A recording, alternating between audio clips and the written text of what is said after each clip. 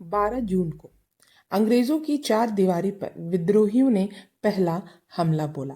अंग्रेजों की चार दीवारी को हमला करके जीत लेने की अपेक्षा उन्हें चारों ओर से घेर कर तोपों की मार से भून कर नर्म करने के सामान्य विचार से विद्रोही चल रहे थे। पर फिर भी बीच बीच में सीधी हमला भी वे कर रहे थे। दोनों ओर के कुछ लोग मर जाने के बाद विद्रोही लौट आते। विद्रोहियों के तोपखाने ने जितनी दृढ़ता और साहस इस युद्ध में दर्शाया, उतना पैदल और घुड़सवारों ने नहीं दिखाया। यह दोष ध्यान में रखने योग्य है। दिल्ली और लखनऊ के घेरे में इस दोष का प्रकटीकरण विशेष रूप से दिखेगा। परंतु कानपुर की लड़ाई में भी तोपों पर सारा बोझ डालकर सिपाही आमने सामने के युद्ध के लिए अधिक तैयार नहीं होते थे। यह सत्य दिखता है। सारे ही सिपाही मृत्यु से डरते थे, ऐसा नहीं था।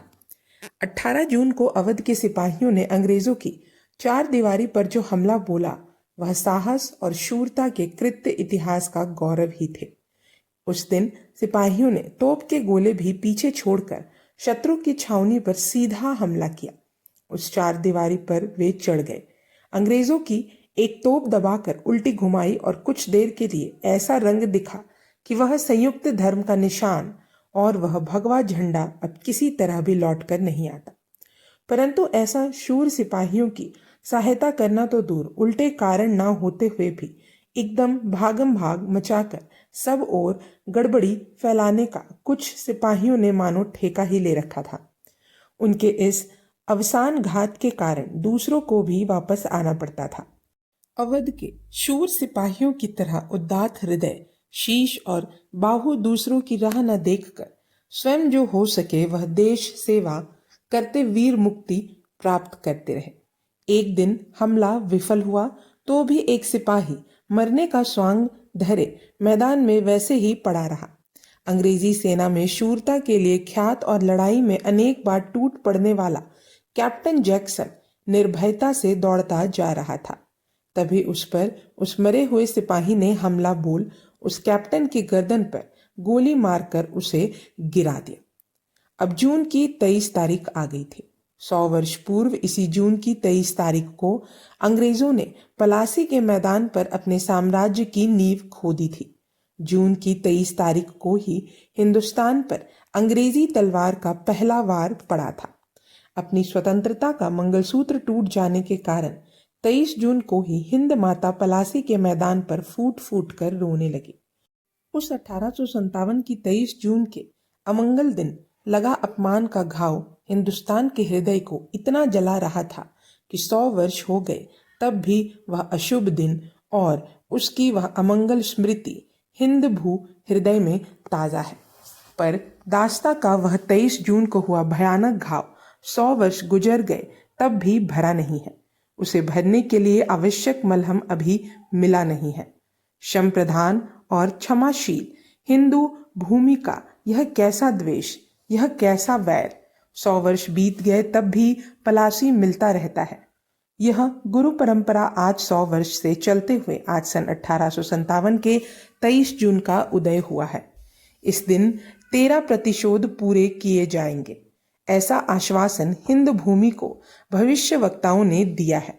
नाना साहेब उसकी पूर्ति करना या ना करना यह यद्यपि ईश्वराधीन है, फिर भी उसके लिए तुम्हारा जो कर्तव्य है वह तुम पूरा करोगे ना।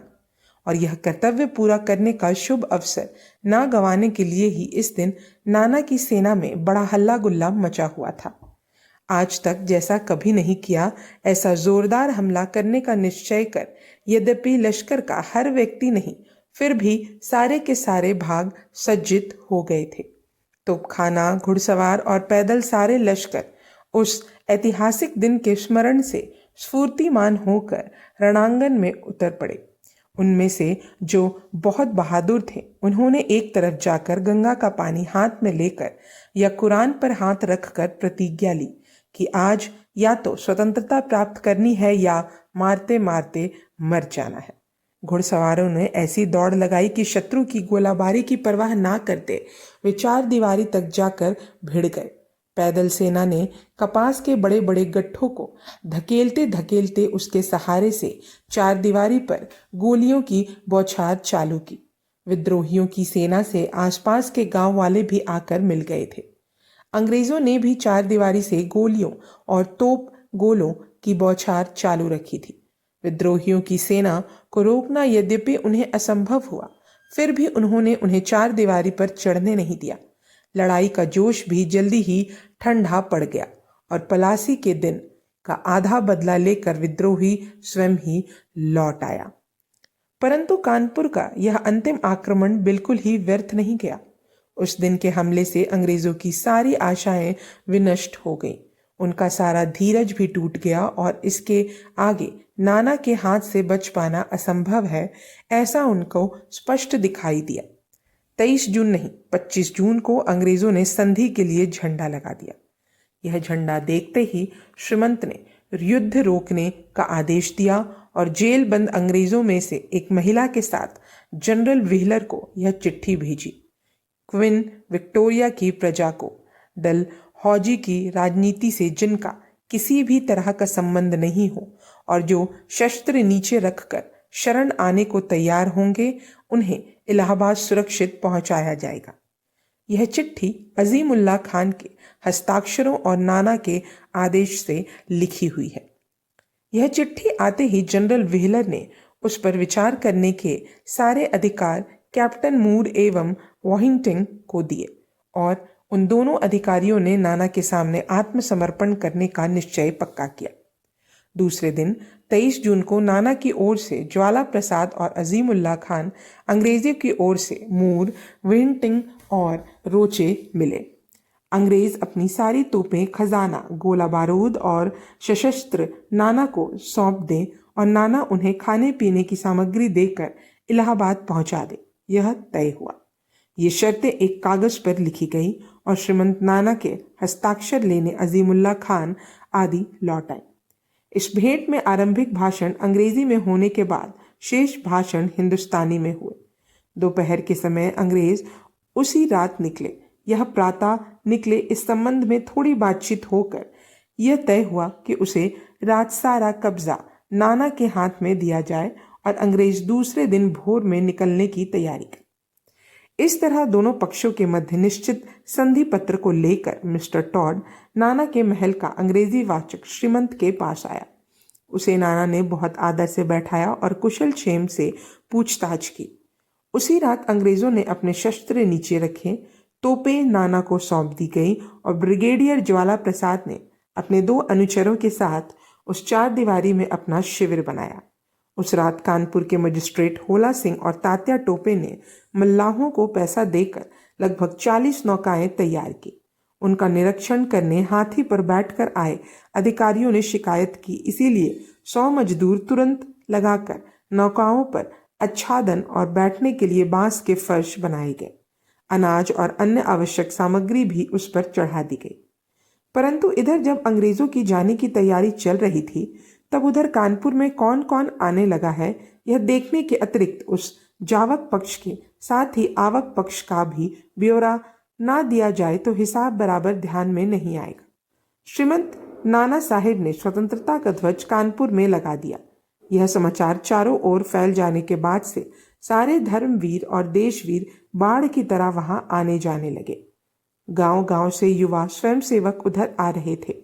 जिस गांव से स्वयंसेवक भेजना संभव नहीं था, उस गांव से धन की सहायता आ रही थी। परंतु केवल इन स्वयंसेवकों की भीड़ ही कानपुर की ओर आ रही थी, ऐसा नहीं था। विद्रोह में विफल और हारे हुए अनाथ, अंग्रेजी दास्ता से बेजार हुए लोग भी नाना के झंडे के नीचे फिरंगियों से प्रतिशोध लेना चाहिए, ऐसी गर्जना करते रात दिन आ रहे थे। जलाए गए गांव का धुआं वहां आ गया। मृत व्यक्तियों की आत्मा के विकृत भूत भी वहां आए थे। इलाहाबाद और काशी के सिपाहियों पर और उनके बीवी बच्चों से क्रूर प्रतिशोध लिए जाने की खबरों के साथ वहां के सैकड़ों सिपाही गत हफ्ते कानपुर आए थे, जिनके बूढ़े बाप पेड़ों पर अंग्रेजी अंक 8 के आंकड़े बनाकर अंग्रेजों ने टांगे थे। ऐसे सैकड़ों भारतीय तरुण पुत्र वहां आए थे, जिनकी युवा पत्नियों को उनके पालने में सोए बच्चे सहित नील ने जीवित जलाया था। उनके पति भी वहां आए थे। जिनकी बच्चियों के घुंघराले बालों और कपड़ों को आग लगाकर उसे देख देख कर सोल्जर तालियां पीट रहे थे, ऐसे बाप वहां इकट्ठे हो गए थे। जिनका देश बेचिराग हुआ था, जिनका धर्म पैरों से कुचला जाता था, जिनके राष्ट्र की स्वतंत्रता छीन ली गई थी, ऐसे बेचैन आत्माएं इसका प्रतिशोध लेना है, इसका बदला लेना है, ऐसा कहते हुए उस राष्ट्र ध्वज के चारों ओर हल्ला गुल्ला कर रही थी। और अब यह विजय दिवस आने पर भी जब श्रीमंत नाना साहेब अंग्रेजों को इलाहाबाद पहुंचा देने का वचन देने लगे, तब उन सिपाहियों और लोगों के मन में आशा भंग होने से बादल गरजने लगे। नदी पर नौकाओं की तैयारी देखने आए हुए अंग्रेज अधिकारियों को भागीरथी के तीर पर इधर उधर डेरा लगाए सिपाहियों में कत्ल कत्ल की चल रही फुसफुसाहट स्पष्ट सुनाई दे रही थी। ऐसा कहते हैं कि राजमहल के एक पंडित ने राष्ट्र के साथ विश्वासघात करने वालों और हत्यारों को सिरछेद करने में धर्म की कोई रोक नहीं है, यह भी सिपाहियों को समझाया था। इस भयानक वातावरण में जून की 27 तारीख का उदय हुआ। सत्ती चौरा घाट से अंग्रेजों को संदेश दिया जाना था। उस घाट के इधर उधर तोपें तनी हुई थी और घुड़सवार और पैदल सेना भी वहां भीड़ किए थी। कानपुर शहर के हजारों नागरिक गंगा किनारे आज क्या देखने को मिलेगा, इस संबंध में अपने अपने मन में भिन्न भिन्न चित्र बनाते हुए सवेरे होते ही उस घाट की ओर चल पड़े थे। अजीमुल्ला खान, श्रीमंत बाबा साहेब और सेनापति तात्या टोपे भी उस घाट के पास एक मंदिर के चबूतरे पर जाकर खड़े थे। उस मंदिर का नाम भी उस प्रलय काल को शोभा देने वाला था, मानो सारे प्रदेश का अधिपति पद उस मंदिर को दिया गया है, ऐसा लगता था, क्योंकि उस मंदिर में हरदेव की मूर्ति स्थापित थी। चार दीवारी का स्थान छोड़कर गंगा किनारे अंग्रेजों को लाने के लिए नाना ने उत्तम वाहन भेज दिए थे। सर हो व्हीलर के लिए तो उत्तम रीति से सजे हाथी लेकर स्वयं नाना साहेब के हाथी का महावत चार दीवारी के दरवाजे पर आकर खड़ा हुआ था। उस हाथी पर अपना जुलूस निकलवाना सर व्हीलर को मन को नहीं जचा, इसीलिए उसने बाल बच्चे हाथी पर चढ़ा दिए और स्वयं पालकी में बैठा। अंग्रेज महिलाओं को भी पालकियां दी गई थी। ऐसे ठाट से यह जुलूस निकला। कानपुर के चार दीवारी पर लगा अंग्रेजी झंडा नीचे उतारा गया और वहां संदर्भ धर्म का संयुक्त ध्वज और स्वराज्य का झंडा लहराने लगा। अंग्रेजी अभिमान के हुए अपमान से दिल जलते हुए भी मृत्यु की कराल दाढ़ से छूटने का आनंद अंग्रेजों को हुआ था। उस आनंद के भाव में चार दीवारी पीछे छोड़ जाने को तैयार हो गए, पर कहां, और अब सुरक्षा का व्यवहार मिलेगा ऐसा उनको विश्वास हो गया। पर डलहौजी की राजनीति से जिसका कुछ भी संबंध नहीं है, क्या ऐसा मनुष्य इस समूह में एक भी है? लेकिन इस प्रश्न की चर्चा अभी करने का कोई लाभ नहीं है। गंगा घाट अभी 1.5 मील दूर है। 1.5 मील तक चलकर जाने वाला यह जुलूस गंगा की रेत पर उतरते ही उसके पीछे सिपाहियों की पंक्तियों ने पीछे का रास्ता रोक दिया। पालकी से उतरते या हाथी से उतरकर नाव पर चढ़ते अंग्रेजों को उस दिन हाथ का सहारा देने कोई नेटिव तैयार नहीं हुआ। नहीं, ऐसा नहीं, एक दो विशेष स्थानों पर पालकी से उतरते समय सहायता मिली, परंतु वहां हाथ का सहारा देने नहीं, हाथ दिखाते समय थी। कर्नल एवट घायल था, अतः उसे एक डोली में डालकर ले जाया जा रहा था। उसकी वह डोली बीच में ही रोककर एक सिपाही बोला, क्यों कर्नल साहब, ये परेड आपको कैसी लगी? रेजिमेंट की वर्दी कैसी है? ऐसी बात करते करते उसने उसे नीचे खींचा और तलवार से उसके टुकड़े कर दिए। उस कर्नल की स्त्री पास ही खड़ी थी। उसे कुछ लोग कहने लगे, तू स्त्री है इसीलिए तुझे जीवन दान दिया, पर एक क्रूर साथी चिल्लाया, अरे हटो, स्त्री पर यह गोरी है ना, फिर कर दो टुकड़े। वाक्य समाप्त होने के पहले उस वाक्य के भयानक अर्थ की पूर्ति हो चुकी थी। नदी में सारी नौकाएं अनाज आदि से भरी तैयार थी। यह बात अंग्रेजों की समिति ने ही खोज के साथ सिद्ध की है। उन नौकाओं पर पानी में चलकर कुछ लंगड़ाते हुए अंग्रेज लोग जाकर बैठने लगे। इधर उधर स्तब्धता थी। नौकाएं भर गई थी। मल्लाह नौकाओं पर चढ़ गए थे। नौकाएं आगे बढ़ी, इसीलिए श्रीमंत नाना ने अपना हाथ हवा में आगे पीछे घुमाकर आदेश दिया। इतने में एक कोने से उस भयप्रद शांति का भंग करने के लिए किसी ने एक बिगुल जोर से फूंका। उस घाट को श्री हरदेव का प्रलयकाली डमरू तो नहीं डमडमाया, क्योंकि उस बिगुल का कर्कश हुंकार होते ही तोपें, बंदूकें, तलवारें, कटारें, बैनट एकदम चलने लगे। मल्लाह नौकों से कूदकर भूमि पर आ गए और सैनिक भूमि पर से पानी में कूद पड़े। मारो फिरंगों को, छाटो गनीम को, इसके सिवाय एक शब्द कोई बोल नहीं रहा था। इतने में सारी नौकाएं जलने लगी। अंग्रेजी पुरुष, स्त्रियां, बच्चे सारे गंगा में छलांग लगाने लगे। कोई तैरने लगा, कोई डूबने लगा, कोई जलने लगा और सारे के सारे जल्दी या देर में गोलियों से चित्त हो गए।